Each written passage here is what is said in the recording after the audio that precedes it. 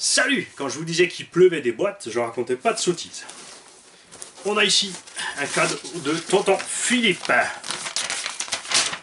Tonton Philippe qui nous dit: salut Marc, voilà comme prévu mon petit Madrat. Donc ça c'était un Huntsman repris par Team C. Vous verrez quand je le déballerai, vous allez reconnaître, enfin ceux qui connaissent un peu la machine, hein, c'est pas trop difficile à trouver sur le net, sinon pire.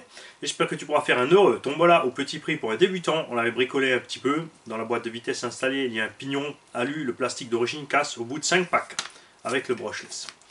Dans le carton, il y a de quoi le remettre tout neuf, et je pense même de quoi en monter un deuxième. Voilà ce que tu veux en faire. Il y a une petite douceur qui est brassée au bord de notre rivière. Continue comme ça et plein de réussite dans tous tes projets. Signé Philippe. Merci Philippe. Et on va donc découvrir ce que tu as bien pu m'envoyer là-dedans.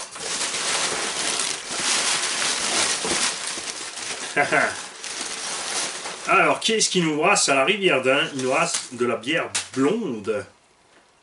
Attention, celle-ci est une bière qui a reçu une médaille. Je savais pas qu'ils faisaient des médailles pour les bières. De toute façon, d'ailleurs, ils ont commencé à faire pour n'importe quoi. Des médailles et des labels.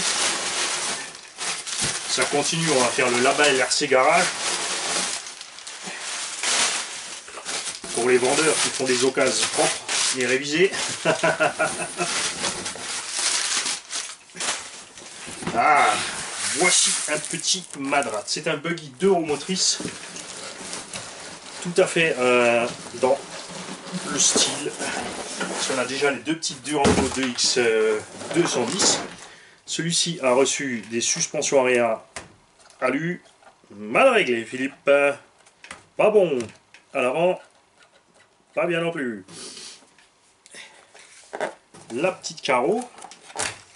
Ce qui est rigolo sur le Madrat, enfin c'est vachement sympa. Ils ont mis les clips ici à l'arrière de la carreau et pas sur le dessus.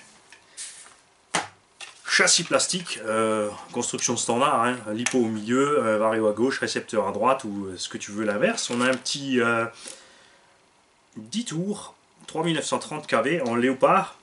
Ce célèbre moteur, vous le connaissez tous. Existe aussi chez Obiwing et d'autres constructeurs. Chez HPI aussi, c'était le Flux dans les tout premiers boulettes. C'est pas un moteur en 36-50. En fait, si tu regardes à travers les ailettes de ventilation, il reste presque plus rien du moteur. C'est un RS 380. Après, c'est hyper léger, un moteur en... Donc ça doit être, si c'est pas, on va dire un 29 ou un 30 de diamètre au total réellement, par 40 ou 45. Si on sort le rotor, vous allez voir, il est rikiki.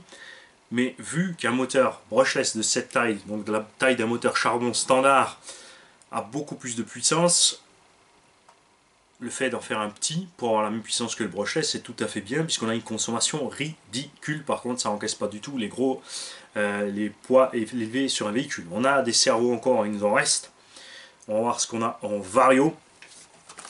Mais je pense certainement qu'on va pouvoir faire quelque chose de cette machine. Du coup, on se retrouve déjà avec 3 petits 2 roues motrices. On a un DX 210 qui est full origine, l'autre on a dû fabriquer les cales de cerveau de direction, on a fabriqué les cales du train avant, et on a d'autres amortos dessus, et ici donc des pièces de change, ce Madrat.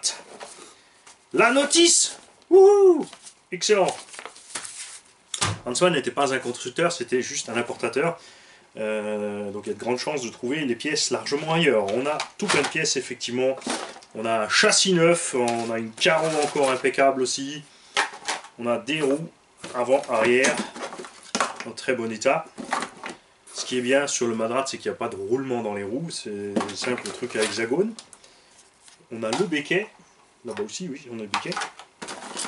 Ouais. Il y a de fortes chances, effectivement, Philippe, je te confirme qu'on arrive à quasiment en fabriquer un deuxième. La transmission et tout ce qu'il faut ici. D'ailleurs, les pièces Team C qui correspondent.